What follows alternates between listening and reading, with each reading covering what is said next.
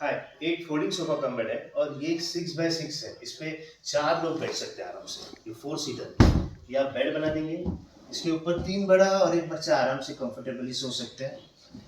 ये रिक्लाइनर समझो आप टीवी देख रहे हो, पेपर पढ़ रहे हो तो आप ऐसा रिक्लाइन पोजीशन बना के रख सकते हैं।